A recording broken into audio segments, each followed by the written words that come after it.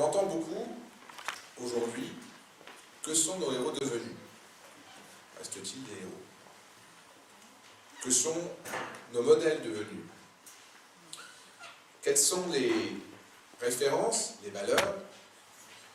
Quels sont les horizons que nous pouvons avoir dans ce monde, dans cette société, dans cette époque-là? Et il me semble, je l'avais dit peut-être pour ceux qui étaient là à la présentation de saison, que l'une des questions qui nous habite est celle de l'avenir, de l'horizon. Et on ne peut pas penser à un horizon, en tout cas on ne peut pas penser à un après, sans penser à un dépassement. Et sans doute que le héros, s'il nous fascine tant, si nous aimons tant les héros de romans, les héros de films, les héros de bande dessinée, puisque bien sûr la fiction produit des héros. La fiction est le lieu naturel des héros et de ses envers, des méchants. Et depuis que le monde est monde et que les histoires se racontent, eh bien, les histoires sont peuplées de figures héroïques. Oui, mais qu'en est-il des héros dans le monde? Et des héros qui servent de référence à un moment donné. Donc, pour penser à un après, pour penser donc un présent par rapport à un après, pour tenter de créer une perspective, c'est-à-dire d'arriver à nous projeter, sans doute nous faut-il avoir des figures de dépassement que sont ces héros, et ces héros dans notre temps et dans l'histoire. Donc, c'est une brève histoire de l'héroïsme à laquelle j'aimerais vous inviter, et une autre histoire, puisque on pense souvent bien des choses par leur contraire. Il existe des figures héroïques qui sont des figures positives référencées, qui sont des sortes de phares, comme le dirait Baudelaire, parce qu'il invoque pour le coup des poètes, des peintres. Il existe des phares, et il existe des phares qui projettent une lumière plus sombre, plus crépusculaire, et qui peut-être nous aident à comprendre certaines parts de nous-mêmes. Et donc, je vais vous proposer, pour ce premier temps ensemble, un parcours avec différents moments, différentes figures de héros, qui systématiquement seront pensées par terme, ou plutôt par couple. C'est-à-dire avec un envers, une face solaire et une face obscure. Côté obscur, qu'on a vu justement dans la fiction, eh bien ce côté obscur-là, peut-être nous permettra-t-il de comprendre certaines des questions du présent. Et après ce premier temps, qui est le temps d'aujourd'hui, après cette traversée, nous entamerons un voyage avec certaines figures que vous avez devant vous dans ce programme. Macbeth, Don Juan, les liaisons dangereuses avec Merteuil et Valmont, Lorenzaccio, Cyrano, Joseph K, figure de Kafka qu'on trouve réduit à une initiale, K, dans le château, et puis, on verra pourquoi, Orson Welles, qui pour moi représente une sorte d'incarnation de cette trajectoire de l'héroïsme, qui parle d'un héros en majesté, d'un héros en puissance, d'un roi, et qui aboutit à un bouffon. Alors aujourd'hui, c'est le temps du panorama, c'est le temps du tour d'horizon, justement. Et commençons peut-être par nous demander ce qu'est un héros, tout simplement. Un héros, c'est une figure extraordinaire. Ça peut paraître simple, mais ça suppose donc un état ordinaire, une définition ordinaire de ce qu'est un certain état de l'humain dans une société donnée. On pourrait donc dire qu'un héros suppose trois dimensions. D'abord, une nature héroïque particulière, un trait de caractère ou, comme le dit d'ailleurs l'origine, l'étymologie, une naissance. Puisque le héros, vous le savez sans doute, c'est d'abord un demi-dieu. C'est d'abord, dans l'Antiquité grecque, celui qui est né des amours d'un dieu ou d'une déesse et d'un mortel. Donc c'est un croisement. C'est un croisement entre deux polarités, ce qui lui donne à la fois le dépassement du dieu et la faiblesse de l'humain. C'est ce qui est très intéressant dans le héros, c'est évidemment ce mélange, ce contraste entre la faiblesse, entre la faille. Même Achille, le premier des héros, a son talon bien nommé, c'est-à-dire celui qui fait qu'il a une faiblesse. Il a été trempé, vous vous en souvenez, par sa mère dans l'eau du Styx, qui l'a rendu invincible à toute flèche, à toute blessure, sauf en un point exactement, et ce point-là, c'est le point précisément par lequel il va périr. Donc, le héros, par nature, est ce mélange. Il y a une phrase d'ailleurs de Vigny, dans La mort du loup, borné dans sa nature, infini dans ses vœux, l'homme est un dieu tombé qui se souvient des cieux. Donc l'homme est un dieu tombé qui se souvient des cieux. Eh bien on pourrait dire que le héros est un dieu qui n'est pas tombé, mais un dieu inachevé. Un dieu parcellaire. Et à cette étincelle de divin et à ce pouvoir, eh bien se mêle cette faille. Donc une nature, c'est ce qui caractérise le héros. Évidemment la première dimension, la qualité la plus fréquente, c'est d'abord le courage. C'est-à-dire que ce qui caractérise le héros, c'est la capacité d'affronter la mort, d'affronter sa propre mort. Et sans doute qu'une civilisation qui n'est pas capable d'affronter sa propre mort a déjà un problème avec l'héroïsme. Quand la mort, comme le dit le philosophe Michel Foucault, devient une chose qui disparaît, une chose qu'on cache, une chose qu'on ne voit plus, une chose qu'on n'est pas prêt à affronter, eh bien, sans doute que déjà la notion même d'héroïsme, qui consiste à pouvoir exposer sa vie pour défendre une cause plus grande que soi, eh bien, sans doute que l'héroïsme est déjà en péril. Donc, une nature extraordinaire, une qualité extraordinaire, en général le courage, en tout cas dans un certain type d'héroïsme que nous allons évoquer. Ensuite, évidemment, des actes, des exploits. C'est-à-dire que si le héros a un nom, il est souvent d'une certaine naissance. On dit d'ailleurs dans l'Odyssée, dans l'Iliade, fils de Néoptolème, fils d'Achille, le fils d'Hector, le fils de... Donc le héros s'inscrit dans une généalogie, il a une histoire, il a une naissance, il a une origine. Mais à ce nom s'ajoute un renom. Et ce renom, c'est ce qui redouble le nom, sans jeu de mots. C'est-à-dire que le renom, c'est la réputation, c'est ce qui fait que le héros va mériter sa naissance. Parfois, on dira de certains personnages, tu ne mérites pas ton nom, tu ne mérites pas ta naissance, tu ne mérites pas ton rang. Et nous connaissons de ces gens qui ont un nom sans mériter leur naissance et sans mériter leur nom, et qui, comme le dit Figaro, n'ont fait que se donner la peine de naître. Autrement dit, qu'ils n'ont rien fait d'autre que d'exister, d'être dans le monde, sans rien conquérir. Puisque le héros, à ce nom-là, ajoute des exploits et des actes. Ce qu'on retient d'un héros, c'est ce qu'il a fait. C'est pour ça qu'un héros s'actualise et se réalise dans la réalité. Deuxième chose, des exploits, des actes. Troisième dimension fondamentale du héros, une situation critique, une situation extraordinaire, qui fait que le héros va devoir, d'une certaine manière, jaillir parfois de l'anonymat, de la foule, au contraire de la masse d'autres héros. En tout cas, il va devoir accomplir quelque chose d'exceptionnel.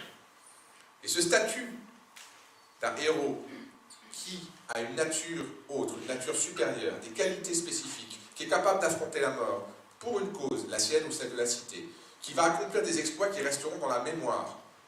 Un héros, c'est quelqu'un dont on se souvient. Vous savez, dans tous les villages de France, ici à Volpénil, comme dans les autres villes, vous avez un monument aux morts.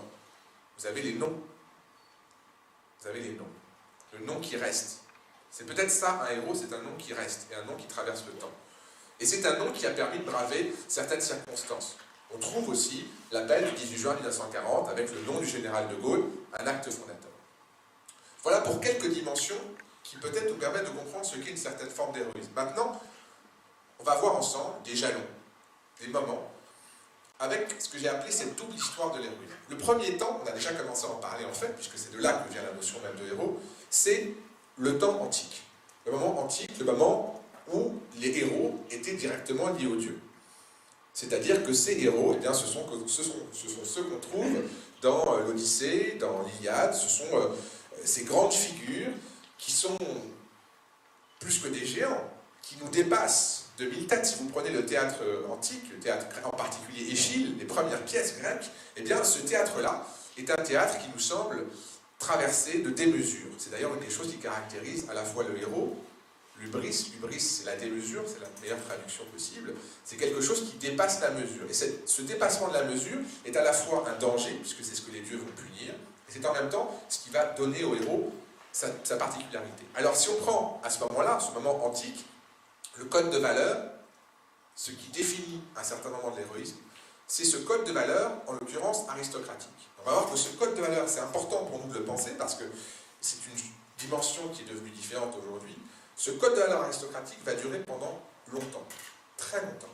Et il reste encore pour nous, sans doute, une toile de fond avec laquelle notre société démocratique a encore maille à partir. C'est-à-dire que l'idée de la société aristocratique, c'est l'excellence. C'est une forme d'excellence qui donc dépasse la norme. Un aristocrate, j'entends dans le terme même, c'est celui qui fait preuve d'une certaine différence, d'une forme de supériorité. Alors comment penser l'héroïsme dans une société démocratique où la norme est censée être l'égalité? On voit déjà que la question est particulière et complexe. Et on va voir qu'il y a certaines solutions à certains moments. En tout cas, dans cette société aristocratique, le héros est cet homme, en l'occurrence par exemple Achille, prenons le premier héros d'un des premiers textes de l'Occident, qui l'Iliade, Achille, ça commence avec la colère d'Achille. Et Achille est grand à la fois par sa puissance, par sa force, c'est le plus grand des héros grecs, et par sa colère. Il est grand en tout. Le héros est grand en tout. Il est dans la démesure en tout. Grande colère d'Achille qui risque de mener à la défaite. Donc Achille, figure de la puissance, de la force, en même temps de cette espèce de rage. Et j'aimerais tout de suite opposer à Achille, c'est d'ailleurs ce que je vous ai proposé dans le petit texte que j'ai écrit, la figure d'Ulysse. Ulysse n'est pas frontal. Ulysse est l'homme de la tangente. Ulysse, son épithète grecque, c'est polytropos. Polytropos, ça signifie plusieurs tours. D'ailleurs, c'est traduit par l'homme aux 1000 tours. C'est l'homme aux 1000 tours et aux 1000 détours. C'est l'homme qui ne va jamais braver en face les choses. C'est l'homme qui va dire au cyclope qui essaie de l'empêcher de sortir, mon nom est personne. Ce qui fait que quand le cyclope va dire on m'a attaqué, on va dire mais qui t'a attaqué? Il va dire mais c'est personne, c'est personne. C'est l'homme de la ruse, Ulysse. C'est l'homme qui va prendre des chemins détournés. Donc, deux figures déjà qui s'installent avec les deux épopées majeures que sont l'Iliade et l'Odyssée, Achille et Ulysse, l'attaque frontale et le détour, la tangente, la ruse. Je vais vite, parce qu'il s'agit simplement là de poser des jalons. On pourrait parler déjà de cet héroïsme antique fort longtemps, de ses variantes, de ses complexités. Et vous noterez bien sûr qu'un héros est un héros de la force et du courage, l'autre un héros de l'intelligence. D'ailleurs, le lien particulier de Ulysse à un dieu est à Athéna, la déesse de la sagesse et de l'intelligence. Premier moment donc, héros antique, Ulysse, Achille. Deuxième temps, c'est le héros qui, cette fois-ci, est passé par le monde chrétien, par l'avènement du christianisme, et au héros de la guerre, qui était le héros antique, s'oppose désormais un héros de la paix, et ce héros de la paix, c'est le saint. Modèle très différent que celui du héros guerrier, qui va vaincre les armes à la main, et qui va être dans cette espèce de domination et de conquête, jusqu'à proposer sa mort ou celle des autres. Le saint, lui, à l'inverse, est un héros de la paix, celui qui, par son exemple, et par son sacrifice, mais cette fois-ci non pas au détriment de l'autre, mais pour l'autre, par amour pour l'autre, va mériter quoi? Eh bien le salut, d'abord le sien, mais par contre-coup celui des autres. Ainsi, on a une sorte d'inversion par rapport aux valeurs. Et effectivement, le geste du christianisme premier est cette inversion-là. Les premiers seront les derniers seront les premiers. On a une inversion de ce qui a été le code aristocratique guerrier de l'héroïsme. Mais qu'est-ce que c'est que cet amour? Qu'est-ce que cet amour de Dieu? Et là, à par exemple la figure de Julien l'Hospitalier ou d'autres figures de saints qui sont dans la générosité au point eux-mêmes de se perdre, ce sont ceux qui sont capables de donner leur manteau et de le couper en 2, en 4, en 8, jusqu'à finir nu, à mourir de froid pour sauver les autres. Figure qu'on retrouve chez l'abbé Pierre, figure qu'on retrouve chez toutes les figures de saints modernes, d'accord, avec ce geste de générosité, cette abnégation. Eh bien, cet amour, qui est l'amour de l'humanité, on peut le trouver sous une autre forme, et c'est la figure cette fois-ci que j'appellerais nocturne, de l'amour et de la figure du saint, et c'est une figure de fou. C'est un fou d'amour, comme dirait Aragon, fou d'amour. Amour fou. L'amour fou, c'est par exemple celui de Tristan, dans Tristan et Iseult. C'est-à-dire que son amour n'est pas l'amour de l'humanité, ce que dira Don Juan, je te donne pour l'amour de l'humanité, ça n'est pas toute l'humanité, c'est l'amour d'une femme. Et pour cette femme, cause d'une femme, Tristan va tout faire, par amour. D'ailleurs, une version de Tristan et Iseult, vous savez que Tristan, parce qu'il voit ce filtre d'amour sur un bateau, tombe amoureux fou de la femme qu'il ne devait pas aimer, Iseult, qui est la femme de son souverain, donc la femme interdite, la femme à laquelle il n'a pas le droit. Eh bien, c'est cette femme-là qu'il va aimer d'amour fou. Et pour cet amour-là, ils vont se replonger dans une sorte de paradis d'avant Dieu, dans une forêt, et s'aimer comme ça, et s'aimer jusque dans la mort. Puisque de leur tombe mise à côté, sortira de la tombe de Tristan un lierre qui ira dans la tombe d'Iseult. Et le roi fera couper ce lierre et ça ne marchera pas, puisque le lierre repoussera, jusqu'à ce qu'au bout du compte, ils acceptent que, même par-delà l'amour, même par-delà la mort, l'amour est plus fort et l'amour dure. Donc cette folie d'amour, qui d'une certaine manière est au-delà du bien et du mal, c'est-à-dire qu'il y a une forme d'innocence qui est retrouvée alors qu'ils sont dans le péché, puisque c'est la femme interdite, eh bien, c'est comme si l'amour divin avait été déplacé, puisque qu'est-ce que le filtre? sinon une forme de nécessité qui n'est pas du fait des hommes. Ce n'est pas leur faute si Tristan et Isolde s'aiment. C'est une forme de fatalité. Donc, deux formes d'amour, dirais-je, et deux formes peut-être d'héroïsme. Et l'héroïsme a sans doute à voir, et c'est pour ça qu'il nous fascine, avec une forme d'infini. Ici, c'est l'infini de l'amour. Troisième temps, et là, c'est un temps extrêmement intéressant, c'est un moment extrêmement intéressant, parce qu'on parle de moment historique, c'est un moment qui croise les deux formes précédentes d'héroïsme. C'est-à-dire que si vous croisez le guerrier et le saint, vous obtenez le chevalier. Le chevalier, c'est cette figure particulière qui, pour faire advenir le royaume de Dieu, va prendre les armes et en même temps tenter d'établir la paix sur terre en défendant la veuve et l'orphelin, mais également en portant le fer partout où il va. Pensons à Roland, dans la chanson de Roland. Pensons évidemment au chevalier de la table ronde, à Arthur, et à tous les autres qui sont dans cette quête, puisque le héros est en quête de quelque chose, en l'occurrence le Graal, la perfection, quête. Quête, horizon, donc projection. À ce héros-là, qui n'est pas sans tâche, pensez là aussi, encore figure d'adultère, Lancelot, il existe des chevaliers qui ont commis des fautes. Mais en tout cas, le chevalier est censé être sans peur et sans reproche. La peur, c'est la bravoure, et l'absence de reproche, c'est la dimension de la sainteté. Donc entre les deux, entre le guerrier et le saint à la fois. Mais cette figure de chevalier, qui est une forme aristocratique par excellence, c'est vraiment le noble, le seigneur, qui va protéger dans son village ceux qui risquent de se faire attaquer, qui va protéger les faibles, eh bien, il a son envers négatif. Et là, à nouveau, à cette face solaire du chevalier, j'opposerai la figure du tyran et du tyran aristocratique. Évidemment, et là on arrive à ce qui sera l'objet de notre prochaine rencontre, c'est Macbeth, c'est-à-dire la figure du tyran et du tyran féodal.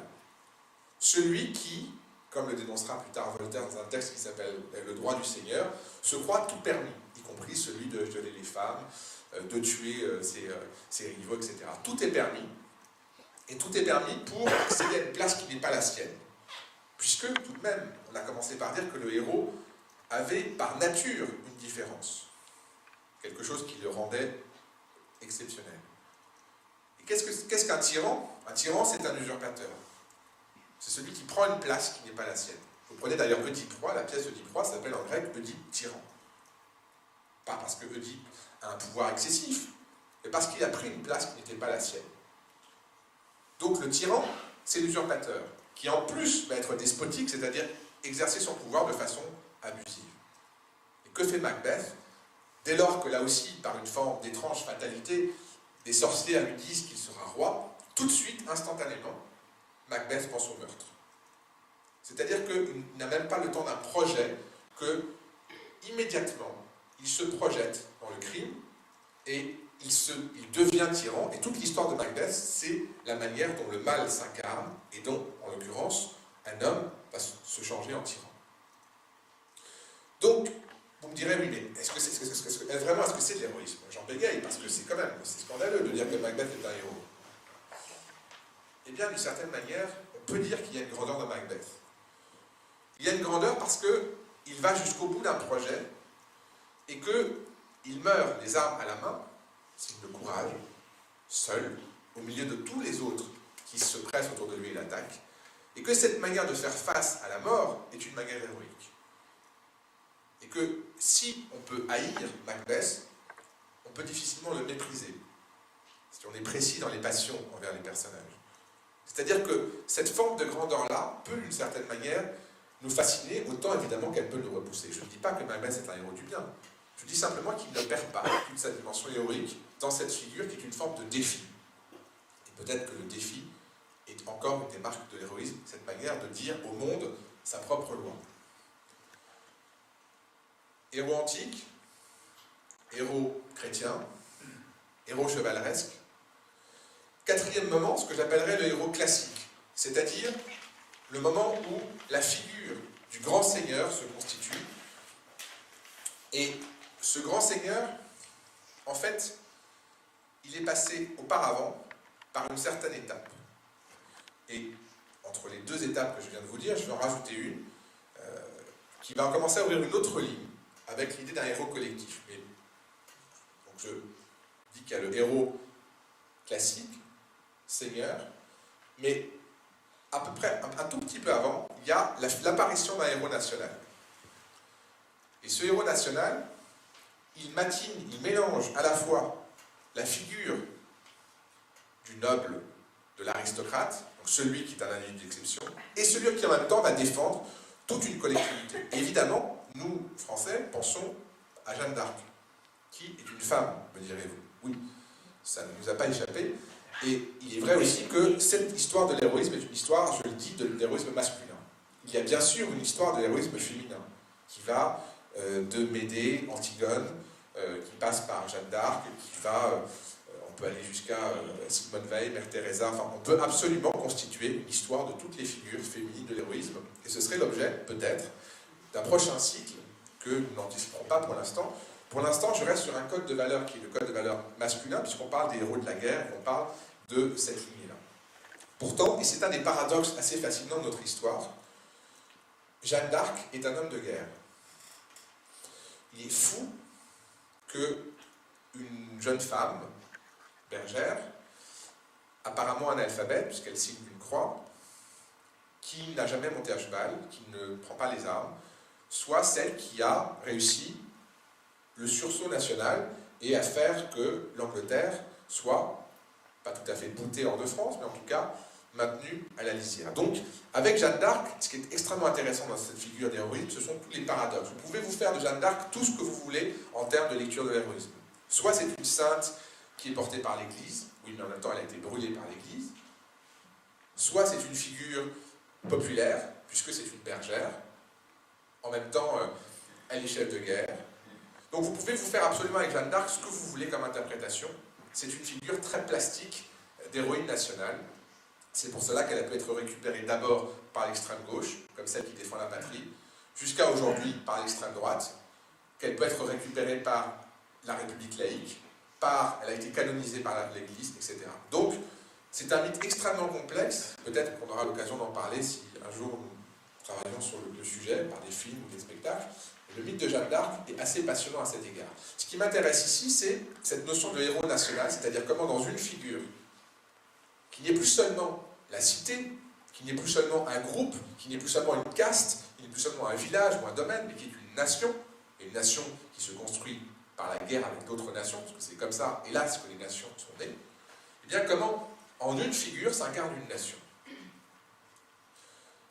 Il y a un pendant négatif là encore, c'est-à-dire que à cette lumière de Jeanne d'Arc, il y a à côté d'elle une figure d'obscurité totale, qui a été souvent pointée avec beaucoup d'étrangeté, et c'est la figure de Gilles de Rais.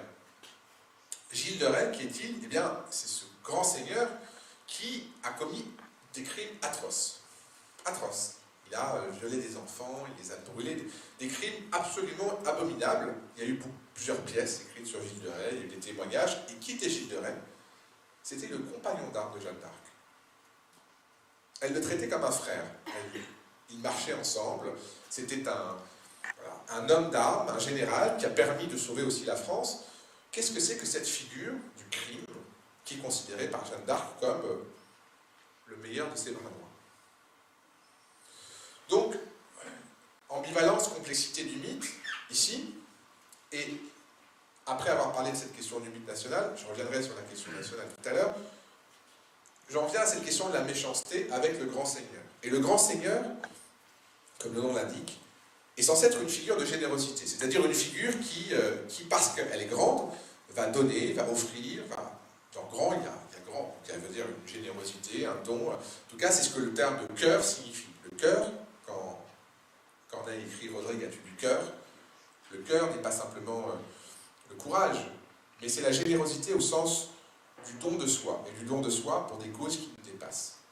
Ce que Descartes évoque quand il parle du généreux cartésien. Le généreux, c'est celui qui peut donner de sa personne. Bon. Eh bien, par exemple, Rodrigue, as-tu du cœur? Oui, celui qui a du cœur, c'est Rodrigue, c'est-à-dire le Cid. Cette figure qui est capable de renoncer à son propre amour pour l'honneur, une valeur qui le dépasse, et qui en plus va sauver la patrie, en l'occurrence d'Espagne, d'une conquête. Donc là, on a un mélange de Roland, enfin, on a beaucoup de figures héroïques avec ce Cid qui, comme on le sait tous, est pour nous une figure absolument archétypale du héros. En plus, on a plus ou moins Gérard Philippe en tête, enfin, on a ces grandes figures voilà, héroïques et juvéniles en même temps. Le Cid est espagnol, comme Don Juan. Don Juan, envers négatif du Cid.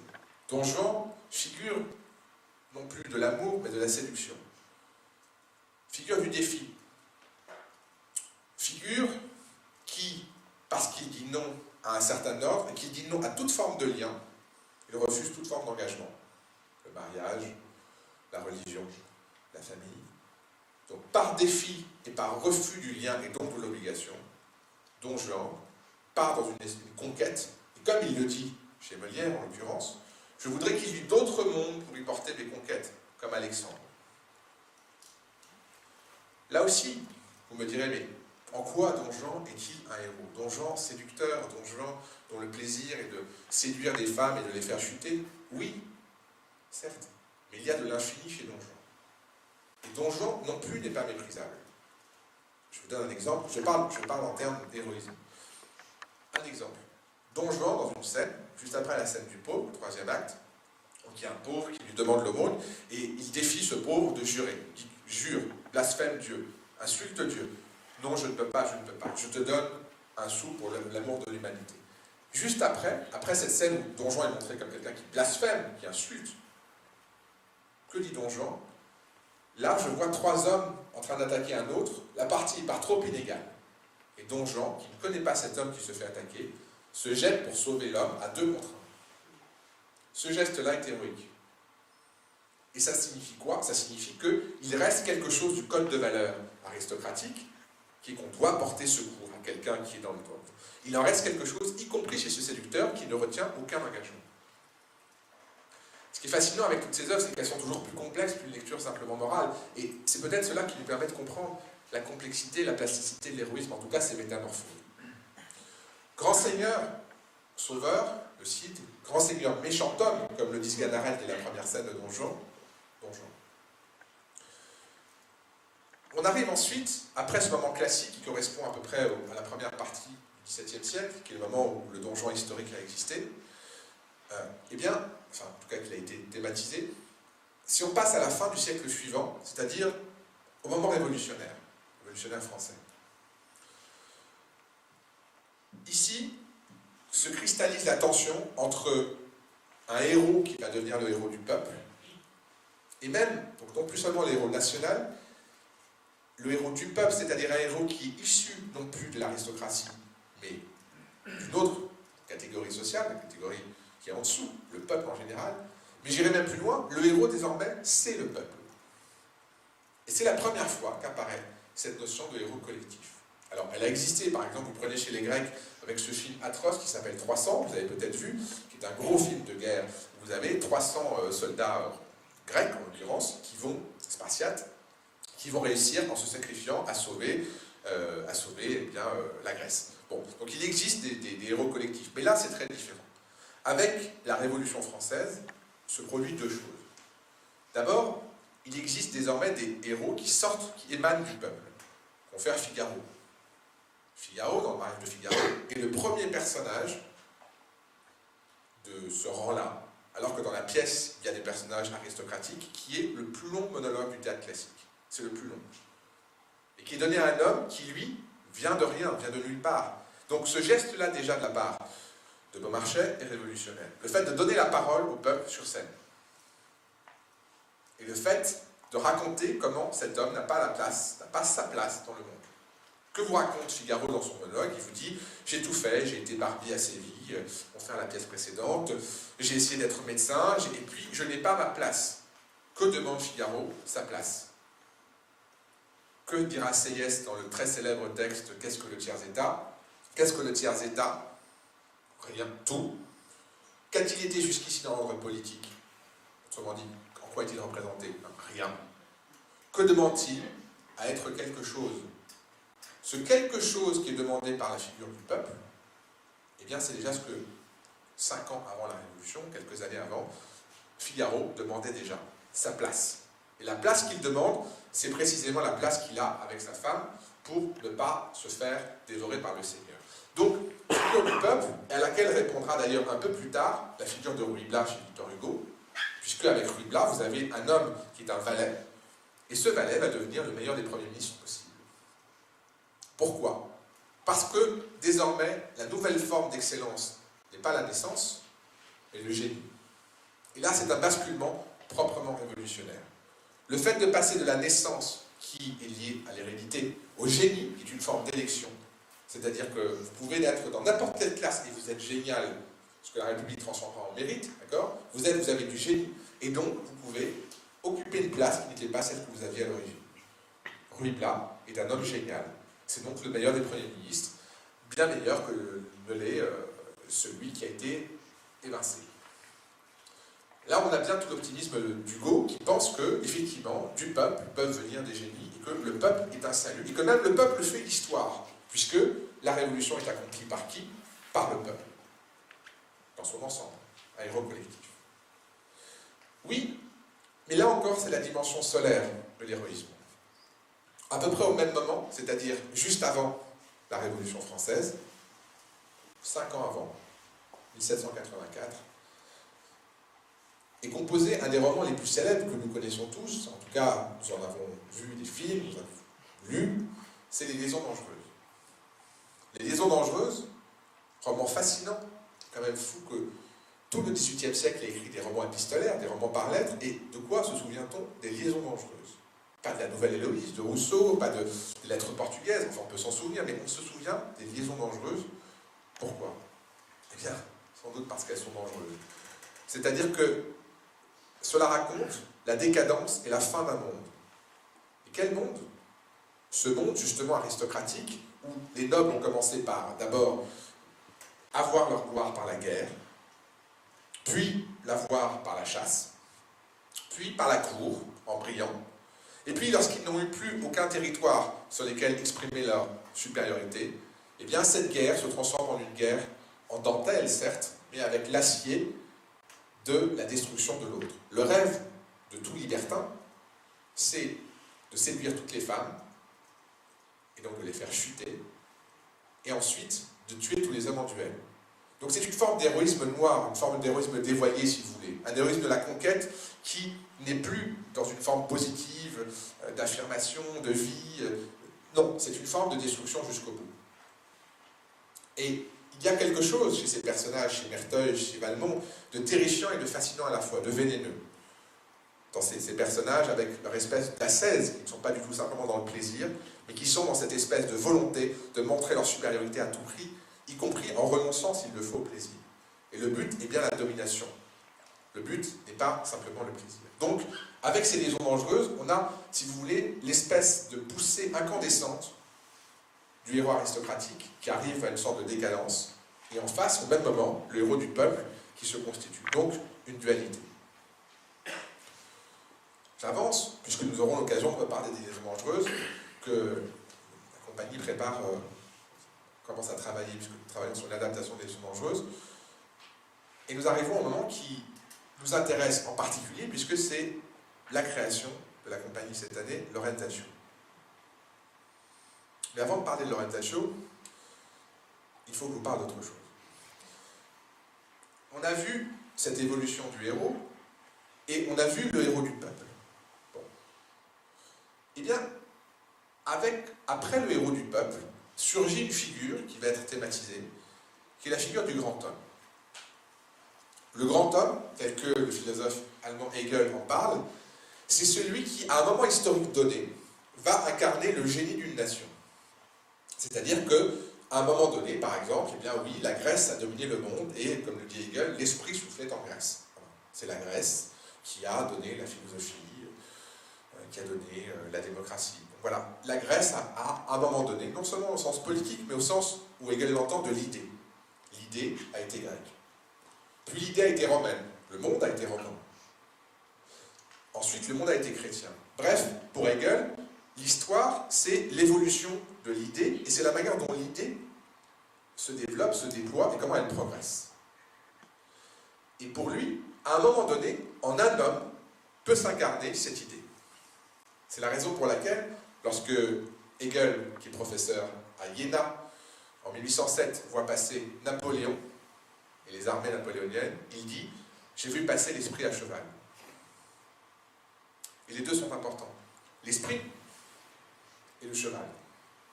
C'est-à-dire la vitesse et précisément le cheval qui est, vous vous en souvenez, l'animal aristocratique, puisque un cheval, c'est ce qui permet aux chevaliers d'exister. Donc, on a cette espèce de grand homme, qui est la figure, d'une certaine manière, du héros de l'histoire, si on veut, qui surgit, et Napoléon, c'est l'emblème de tous. Oui, mais le héros de l'histoire, et là, à nouveau, face nocturne, va provoquer un profond désenchantement, par sa disparition. Et là, nous touchons Lorenzaccio. Lorenzaccio, c'est la retombée du souffle révolutionnaire. C'est la retombée de l'espoir. C'est la retombée de l'idée qu'on peut changer, transformer l'histoire. Lorenzaccio, c'est un poème du désenchantement. C'est peut-être notre seule, en tout cas l'une de nos seules pièces shakespeariennes. Et c'est l'envers de l'optimisme de Hugo, avec cette idée que l'histoire progresse constamment, et que, ainsi, nous allons devenir tous frères à un moment, et qu'un jour, il y aura les États-Unis d'Europe, il avait raison là-dessus, et qu'il y aura ainsi un progrès. Il y aura, comme il le dit dans un célèbre texte, une abolition de la différence entre le droit et la loi. C'est-à-dire que désormais, tout sera juste. On a là l'optimisme hugolien qui est très inspiré du message chrétien. Eh bien, Musset, qui est l'enfant terrible du romantisme, lui, s'oppose complètement à cette vision optimiste. Non seulement l'histoire ne progresse pas, selon Musset, mais elle se répète en pire. Vous pouvez faire une révolution, vous pouvez tenter de détruire le pouvoir, le tyran, etc. Eh bien, l'histoire va se répéter et elle ne va pas avancer, elle va dégénérer. Donc il y a dans Lorenzaccio une tension entre un idéal, une quête de liberté, et puis un sentiment que l'histoire n'est pas du tout une avancée linéaire. Musset, évidemment, écrit cela en 1834, c'est-à-dire au moment où la révolution de 1830 a, elle, impliqué un retour, selon lui, non pas à la Révolution française, mais un retour à une forme de monarchie. Et donc, la Révolution est un échec. Donc, en face, en vis-à-vis du grand homme, il y a ce héros du désenchantement qui est incarné par Lorenzaccio. Lorenzaccio, je vous rappelle que le suffixe accio est négatif en italien, c'est-à-dire Lorenzo minable. C'est ça que ça veut dire. Donc le titre, déjà, est une insulte. Alors que c'est Lorenzo de Médicis, grande famille italienne, et que Lorenzo était une figure de poète, absolument de philosophe, promise à tous les espoirs. Et voilà pourquoi nous allons, avec la compagnie, travailler sur Lorenzaccio toute cette année, et je l'espère avec certains d'entre vous, puisque tout à l'heure nous commencerons des auditions pour les amateurs, qui seront le cœur, puisque la pièce est aussi sur la cité et l'impossibilité de la cité. Et donc, c'est important d'avoir un cœur. Et quel meilleur cœur autre que les habitants de la cité, justement. Et donc, vous, certains d'entre vous, d'autres pénivossois et Seine-et-Marne. Donc, voilà, le cœur, la cité et un parcours de désenchantement. J'avance, puisque nous reparlerons de Lorenzaccio, et je vais cette fois-ci à la fin du siècle.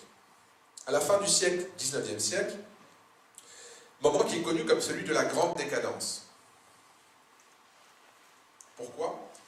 Pour de nombreuses raisons. La Grande Dépression, parce que dépression économique, certes, mais aussi sentiment d'une fin de siècle. Vous avez cela dans les œuvres de Gustave Moreau en peinture, vous avez cela avec le mythe de Salomé qui coupe les têtes des hommes, vous avez cela chez Oscar Wilde, vous avez cela avec les hommes qui font tourner les tables, les séances de spiritisme, vous avez ce moment occulte, vous avez cette fin de siècle, ce sentiment de fin de siècle qui est par exemple concentré dans une œuvre comme À rebours, dont le titre seul vous dit bien que l'époque a l'impression de remonter le temps et non plus de progresser. Il y a eu toutes les idées que le temps allait avancer, qu'il allait y avoir du progrès de l'histoire, et bien là, il semble bien que, même si la technologie se développe, l'histoire passe marche arrière. Eh bien, il y a là aussi une sorte de dualité dans les figures de l'héroïsme en cette fin de siècle-là.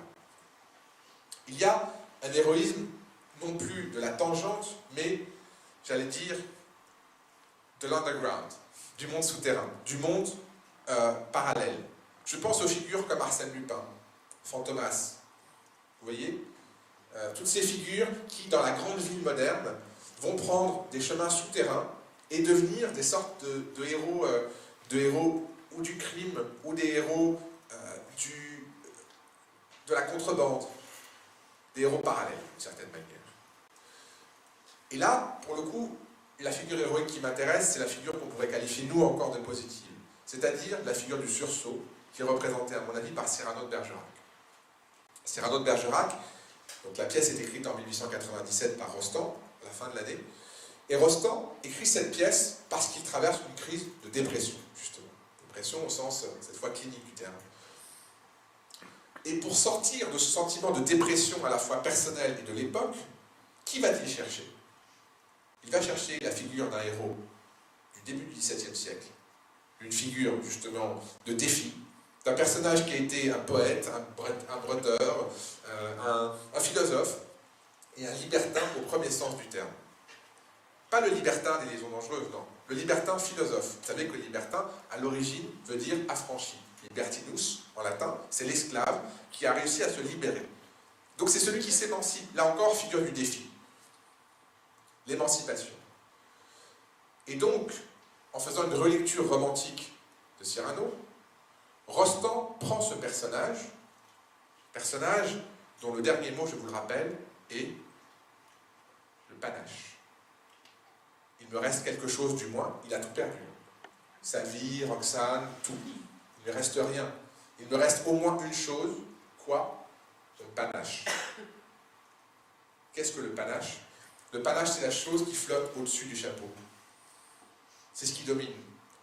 C'est ce qui vous distingue. Ralliez-vous à mon panache blanc, Henri IV. C'est la marque de distinction et d'excellence. C'est le signe aristocratique. C'est le signe du héros, qui est capable de s'exposer et de se perdre lui-même pour tenir sa parole. C'est pour ça que Cyrano continue à nous bouleverser. Vous savez que la première fois que Cyrano a été créé, il y a eu 1000 représentations. Lorsque la Comédie Française l'a refait, ça a duré 30 ans. Pourquoi est-ce que Cyrano nous émeut tellement? Et c'est une pièce que, j'espère, nous créerons dans quelques années. Eh bien, parce que c'est un sursaut de l'héroïsme en attente des cadences. Et que ce personnage-là, qui est émouvant, qui est un personnage de défi, qui est un personnage qui, à lui seul, est capable de braver l'humanité, eh bien, a cette faille. Et cette faille, ça n'est pas seulement son nez, mais c'est le regard qu'il a sur lui-même. C'est-à-dire le sentiment de sa laideur, le sentiment de ne pas avoir droit à ce bonheur-là. Et donc, avec cette figure-là, on retrouve, si vous voulez, à la fois la dimension du héros en majesté, du héros classique, du héros du défi, du héros noble, et puis en même temps, ce romantisme désenchanté. Et donc, cette figure est particulièrement bouleversante et particulièrement forte, et sans doute, je ne suis pas sûr que nous soyons sortis de la fin du siècle, sans doute que pour nous, Cyrano résonne en particulier. Si on se projette maintenant, j'avance puisqu'on reparlera de Cyrano, on se projette maintenant autour de la Première Guerre mondiale. Et bien là, il se passe pour la première fois dans l'histoire une chose qui s'appelle la guerre de masse. Ce ne sont pas seulement des hommes qui se tuent, ce sont des masses qui s'affrontent et qui s'effondrent les unes contre les autres. Millions de morts. Et là, ça va provoquer dans l'héroïsme une rupture fondamentale. Jusqu'alors, le héros, c'était l'homme qui se tient debout. Le héros, c'est l'homme qui meurt debout, qui prend les balles en face. Dans un texte historique de l'historien Sallust, il raconte qu'il y a une guerre civile avec un personnage qui a voulu lancer une guerre civile, Catalina, et la question qui se pose, c'est ont-ils reçu tous leurs blessures de face sur le champ de bataille? Donc il retourne les corps pour voir ceux qui ont reçu les blessures de face, et il est dit de ce personnage, de ce général, qu'il a reçu toutes les blessures de face et qu'il est mort au milieu de ses ennemis, et qu'il n'avait pas une seule blessure dans le dos. Donc le héros, c'est d'abord celui qui meurt debout, avec les blessures en face, qui ne tombe pas le dos à la mort. Et bien là, avec la Première Guerre mondiale, l'enjeu n'est pas de mourir debout, mais de survivre couché. C'est la boue, les tranchées, les poux, c'est le devenir animal. Si vous regardez, d'ailleurs, nous allons, en lien avec la ville de Volpénil, en lien étroit, proposer un cycle sur les visions de la Grande Guerre, en association avec l'association de la ferme des Jeux. Je salue Jean-Christophe Pagès pour sa présence très amicale. Donc, nous allons absolument faire un parcours sur cette Grande Guerre et cette manière dont un effondrement s'est produit à ce moment-là. C'est-à-dire que le héros qui était debout se retrouve à l'état de terrier, comme dirait Kafka. Voilà. dans des souterrains. Vous savez que la ligne Maginot, qui était sur 6 niveaux, eh bien, elle était enterrée en partie, et vous savez que, par exemple, à Verdun, toute l'armée française était en rotation. Donc tout le monde est passé par Verdun, enfin ceux qui ont survécu.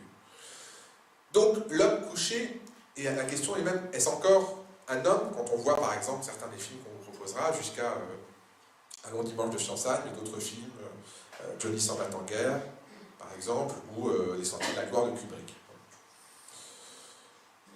Cet homme couché n'a plus de nom. Si vous regardez parmi les monuments aux morts, vous avez des noms, mais quel est le monument aux morts par excellence de la Première Guerre mondiale? La tombe du soldat inconnu. La tombe du soldat inconnu. C'est la première fois dans l'histoire de l'héroïsme, en 25 siècles, qu'un héros n'a pas de nom. C'est un renversement complet. Un héros sans nom. Un héros innommable, en tout cas un héros anonyme. Et où se trouve cette tombe du soldat inconnu? Sous l'Arc de Triomphe. C'est-à-dire que vous avez le monument par excellence qui représente le triomphe romain avec la grosse initiale de Napoléon qui représente toutes ses victoires du grand homme, de celui qui a conquis la moitié du monde, en tout cas la moitié de l'Europe, le successeur d'Alexandre, de César, et en dessous de ça, vous avez le symbole de l'effondrement de l'héroïsme contemporain. En termes d'emblème, il n'y a pas mieux si vous voulez. Le grand nom et le sans nom, au même endroit. En voyant ça, vous comprenez ce qu'est le XXe siècle et les tragédies qui vont suivre. Donc, vous avez ce poilu, ce héros anonyme, et vous avez bien sûr la figure que nous allons évoquer ensemble plus tard, de Joseph K. C'est-à-dire ce personnage de Kafka qui, lui, n'a plus de nom, il n'a plus qu'une initiale. Joseph K dans le procès, qui deviendra K dans le château. Et dans le château, quelle sera la profession de ce personnage K? Arpenteur. Il va arpenter, il va marcher. Et que signifie der Prozess en allemand? C'est le procès, pas seulement le procès juridique, c'est le processus, c'est-à-dire l'avancée. Donc on avance et la question n'est plus où on va, la question c'est le processus. On parlera de Kafka, qui est une œuvre absolument immense, lorsqu'on évoquera cette question de l'héroïsme, de la catastrophe. J'avance, et j'avance jusqu'à la Deuxième Guerre mondiale, car nous en avons eu deux, la guerre mondiale, et la deuxième en un sens était presque pire que la deuxième, à supposer qu'on puisse comparer les horreurs. Parce qu'en effet, à la destruction de masse s'ajoute la mort industrielle. C'est-à-dire que les Lumières, qui ont fait de la raison l'alpha et l'oméga, si vous prenez la logique cartésienne, qui dit qu'on va pouvoir se rendre maître et possesseur de la nature, qui va avancer, d'accord, la raison permet le progrès, la raison permet la science. Vous prenez le positivisme du 19e siècle, c'est-à-dire l'idée que la science permet d'accéder à la vérité, et d'ailleurs que peut-être la vérité n'est que scientifique, très bien, et bien vous arrivez jusque-là au moment où on compte dans les chambres à gaz le nombre d'unités, comme était dit, qu'on peut gazer en combien de minutes. C'est d'ailleurs la critique qui sera faite des Lumières en disant voilà la raison aboutit aux chambres à gaz. Scandaleux, mais pas faux. En tout cas, compliqué. Et que devient l'héroïsme à ce moment-là? Là aussi, dualité. L'héroïsme, c'est peut-être, et c'est certainement, de résister. Et nous avons tous en tête cette photo de Jean Moulin, qui était d'ailleurs prise avant la guerre, avec son chapeau, avec cette figure déjà de rebelle, de retranché, qui était prise alors qu'il allait, quelque temps après, s'ouvrir les veines pour refuser d'obéir aux ordres qui étaient donnés de capituler. Et après, il prendra la voie de l'Angleterre, après il sera parachuté, après il organisera les réseaux, et après il sera dénoncé, après il sera torturé, et après il sera une victime, et sans doute que l'une des phrases les plus bouleversantes, en tout cas pour moi, de l'hommage que lui rend Malraux, lorsqu'il accueille les cendres de Jean Moulin au Panthéon, quelques années plus tard, c'est pitié pour ceux qui n'ont pas parlé, et pitié aussi pour ceux qui ont parlé sous la torture. Ces mots m'ont toujours bouleversé parce que on ne sait pas à ce moment-là ce qu'est l'héroïsme. C'est-à-dire qu'à un certain degré, on ne sait pas, comme disent certains, ce que nous aurions fait dans cette situation. Jusqu'où on aurait pu tenir. Qu'est-ce que l'héroïsme dans ces moments-là? Et peut-être même, c'est là que je parle de dualité, que résister certainement est un acte d'héroïsme, nous le savons. Et heureusement, nous avons eu des résistants pour nous rappeler ce qu'était l'héroïsme. Mais symétriquement, peut-être que survivre est déjà, dans ces contextes-là, une manière d'héroïsme. Qu'est-ce que c'est que cet héroïsme de la survie? Rappelez-vous que l'héroïsme, c'était la capacité déjà d'affronter la mort, mais pas seulement de l'affronter, de la dépasser d'une certaine manière, de la subir. Là, on en est arrivé au point où survivre est déjà héroïque.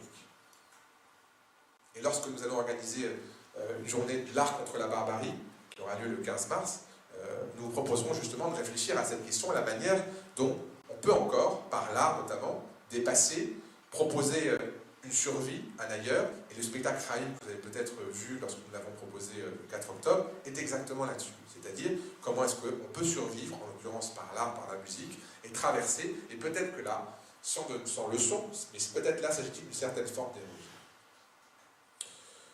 J'en arrive bientôt à ma conclusion, puisque nous avons traversé différents moments, pour réfléchir à ce qui, désormais, est devenu aujourd'hui, en tout cas la deuxième partie du XXe siècle. Certainement que les super-héros qui ont été inventés avant la Deuxième Guerre mondiale, dans les années 30, les Batman, Superman, etc., proposent une sorte de surhomme, c'est-à-dire avec ses super-pouvoirs, c'est une manière de projeter des qualités extraordinaires, qui sont soit parce que l'homme vient d'ailleurs, Superman, soit parce qu'il a été inoculé, il lui a été inoculé un pouvoir, comme Spider-Man. Bon, admettons. Ce qui est intéressant ici, c'est que la plupart de ces personnages ont une faille. Spider-Man est un raté. C'est un journaliste qui n'a pas beaucoup de chance avec quoi que ce soit. Vous prenez Batman, c'est encore pire. Batman, il est manifestement un peu timbré. Quelque chose un peu décalé, un peu hors norme. D'ailleurs, dans certaines versions, dans certaines bandes dessinées, ça va très loin. Une forme de goût, de la violence. Vous prenez Iron Man, l'homme de fer, il a toute puissance de l'argent, on a vu certains films, voilà. Donc d'ailleurs le film le montre, il finit dans l'alcool.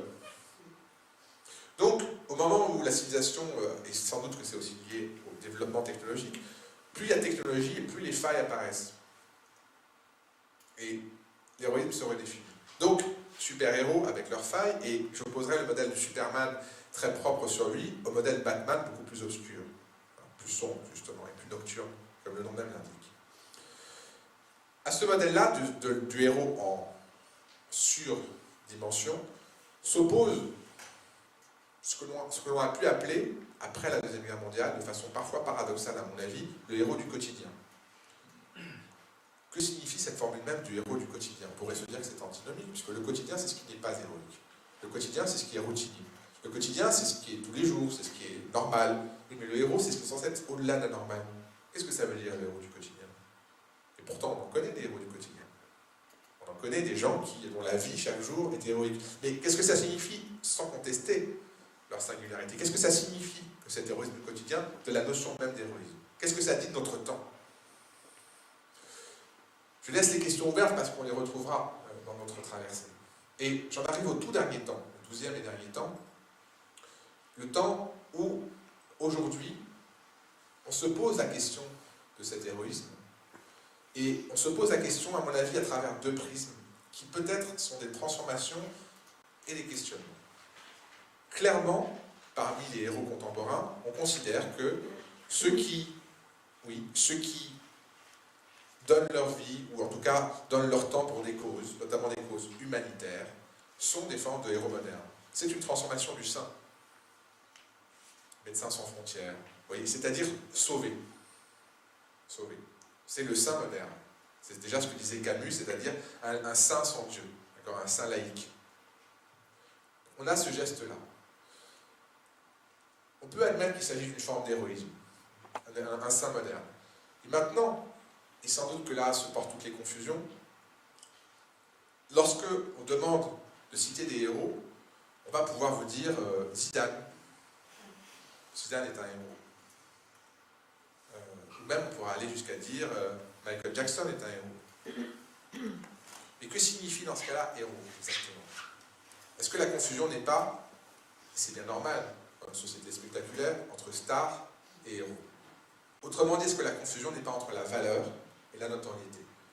Je ne dis pas que ces gens-là sont sans talent, mais est-ce que le talent est suffisant pour provoquer de l'héroïsme?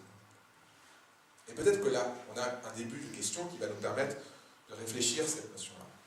Donc, si je reparcours rapidement, nous sommes partis de ce héros antique, avec sa dualité entre Achille et Ulysse, et cette tension, Nous avons vu que ce héros de la guerre devient un héros saint, un héros chrétien, avec la tension entre, d'un côté, une figure de la générosité et de l'amour pour l'humanité, et au contraire, un amour qui peut toucher jusqu'à la folie. Que ces deux formes d'héroïne s'hybrident dans le chevalier, héros à la fois de la guerre et de la paix, qui croise le saint et le guerrier, avec cette fois-ci un chevalier positif, de la défense, de la quête sainte, ou au contraire négatif, Macbeth. On a vu ensuite que ce héros national, quatrième temps, est une figure qui permet de cristalliser à la fois le dépassement de l'aristocrate et la nation, Jeanne d'Arc, mais qu'à ses côtés existent des figures plus obscures, où le crime est présent. Ensuite, que le grand seigneur peut avoir une figure soit positive, le Cid, soit négative, Don Juan, sans perdre son héroïsme. Qu'avec la fin de siècle et la décadence aristocratique, eh bien, on a à la fois l'émergence du héros du peuple, isolé, Figaro, Ruy Blas, ou collectif, le peuple, et qu'en même temps, l'aristocratie arrive à un point exacerbé de domination, et liaisons dangereuses. Qu'ensuite, avec la retombée révolutionnaire, c'est la dialectique entre le grand homme, Napoléon, et le héros du désenchantement, Lorenzaccio. Que la fin de siècle articule encore une polarité avec, d'un côté, un sursaut, Cyrano, et de l'autre, des figures plus souterraines. Que la Première Guerre mondiale, elle, provoque un vrai effondrement du héros, c'est-à-dire des figures, pour le coup, non plus souterraines, mais carrément enfouies, jusqu'à la disparition. Soldat anonyme, Joseph K., ou la figure valorisée du poilu. La Deuxième Guerre mondiale, là aussi, provoque une radicalisation, le survivant, le résistant, et que les temps contemporains, eux, posent plus de questions qu'ils n'apportent de réponses, avec des super-héros ambivalents, et fantasmés bien sûr, et des figures plus anonymes, plus quotidiennes. Et aujourd'hui, la grande ambivalence sur une forme d'héroïsme qui serait quelque part entre l'humanitaire et le spectaculaire. Alors, les questions sont au moins aussi nombreuses que les réponses, vous l'avez vu. C'est ce qui est passionnant dans cette histoire de l'héroïsme, à double face au moins, et c'est ainsi un voyage qui commence, et nous en verrons quelques étapes ensemble dans les 7 prochaines rencontres, à commencer par une figure du mal, et sans doute que le mal est une bonne manière de réfléchir à l'héroïsme. Je vous remercie.